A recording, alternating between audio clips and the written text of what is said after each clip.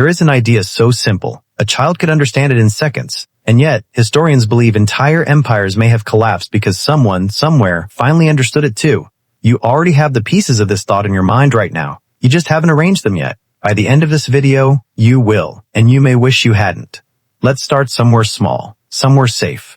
Every civilization in human history has believed, deep down, that it would be the one that lasts. Rome believed it. Egypt believed it. The Soviet Union believed it. Each one built monuments meant to outlive time itself. Each one collapsed anyway, not slowly, not gracefully, almost always, suddenly, almost always, from the inside. Historians have spent centuries asking why. Was it invasion, disease, economic collapse, climate? Sometimes, but not always. Sometimes there was no war, no famine, no obvious villain, just a quiet shift in what people believed, and that's where this gets strange. Because belief, it turns out, is not just decoration on top of civilization. Belief is the civilization. Here's the part almost nobody talks about. Every society that has ever existed runs on a hidden operating system. Not laws, not currency, not even government. A shared illusion. The illusion that the system matters, that the hierarchy is real, that the money in your pocket has meaning beyond the paper it's printed on, that the flag, the border, the title on your business card, that these things are real in the way gravity is real. They're not.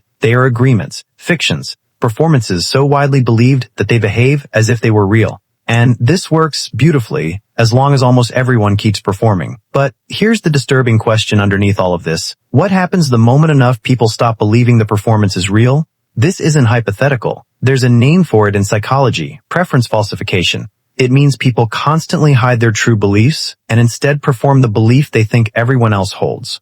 You do this. I do this. Everyone does this. We nod along in meetings we secretly think are pointless.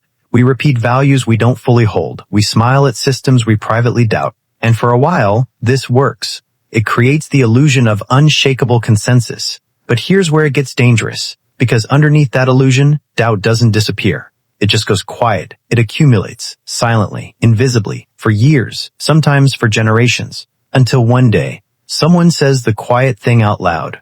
And something happens that shouldn't be psychologically possible. Within hours, sometimes minutes, people who seemed loyal to a system for their entire lives abandon it completely. Not because they change their mind, but because they discover, all at once, that everyone else had already changed theirs. This is what actually happened before the fall of the Soviet Union, before certain currency collapses, before revolutions that seemed to erupt overnight despite decades of quiet, invisible erosion underneath. The public belief didn't slowly decay. It shattered, the instant it became common knowledge that no one believed it anymore. And this reveals something terrifying about the nature of civilization itself. It's not solid. It's a coordination illusion, thin as glass, held together only by the belief that everyone else believes it too. But this still isn't the disturbing part. Here's the disturbing part. If a society can collapse the instant people realize they were never truly aligned, then the thought capable of ending a civilization isn't a weapon, it isn't a war, it isn't even an idea about violence. It's simply this. What if no one around me actually believes what I think they believe? That's it. That's the whole thought. Terrifyingly ordinary, devastatingly effective. Because the moment enough people ask that question, sincerely, publicly, simultaneously, the illusion doesn't bend. It breaks. And this is where the story stops being about history and starts being about you. Because you are living inside dozens of these fragile illusions right now. The workplace you show up to and pretend has permanence. The social identity you perform, even when it no longer feels true. The online persona that isn't really you, but you maintain it anyway, because you assume everyone else is doing the same, and you're terrified of being the first to stop. We are, all of us, walking performances, held together by an unspoken agreement not to say the quiet part out loud. And in an age of social media, something has changed that should genuinely unsettle you. The internet didn't just connect people. It made private doubt visible for the first time in human history.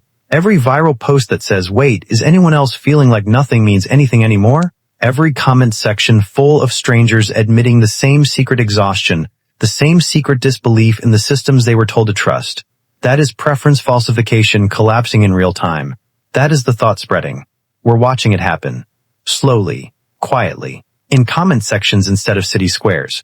Which raises the question this video was always really about. Not what ends civilizations, but what keeps them standing at all? The answer is almost too simple to be comforting. Civilizations don't survive because their systems are true.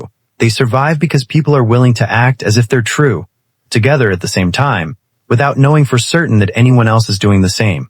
which means every functioning society on Earth right now is one shared, unspoken leap of faith away from becoming something else entirely. Not because the leap is dangerous, but because none of us can see, from the inside, how close we already are to taking it. So here's the thought. The one you now understand completely. The one that has quietly ended empires before, and may be quietly working on the next one. It isn't a virus. It isn't a bomb. It isn't even really an idea about destruction. It's a mirror. It's the moment a society looks at itself and asks, out loud, together, do we actually still believe this? Or have we just been performing it for each other this whole time? And once that question is asked, sincerely, by enough people, at the same moment, there is no version of what comes next that looks like what came before.